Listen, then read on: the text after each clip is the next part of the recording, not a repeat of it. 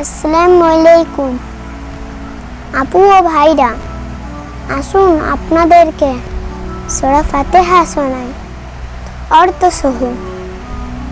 এই সূরাটি আমাদের নামাজের প্রতিবার পড়তে হয়। তাহলে শুরু করছি।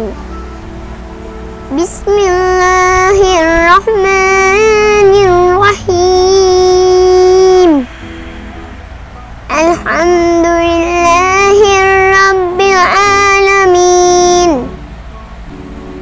অর্থ, শুরু করছি আল্লাহর নামে, যিনি পরম করুণাময়, অতি দয়ালু।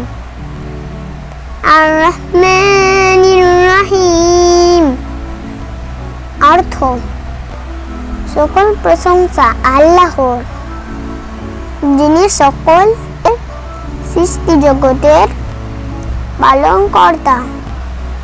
মালিক ইয়াউমিদ্দিন। অর্থ, তিনি পরম করুণাময়, অতি দয়ালু। ইয়াকা না'বুদু ওয়া ইয়াকা নাস্তাঈন। অর্থ,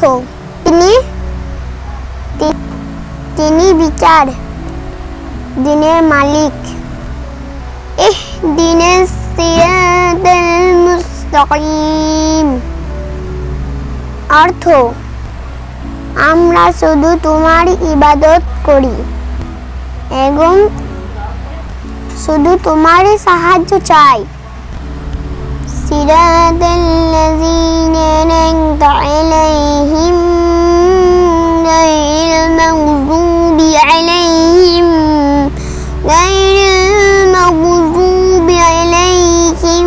ওয়ালাজ-জালিন।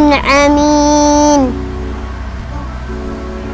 অর্থ, আমাদের সোজা পথে চালাও, তাদের পথ দেখাও যাদের প্রতি অনুগ্রহ করেছো, না যে পথে তোমার গজব নেমেছে, না যে পথে তারা গুমরাহ হয়েছে।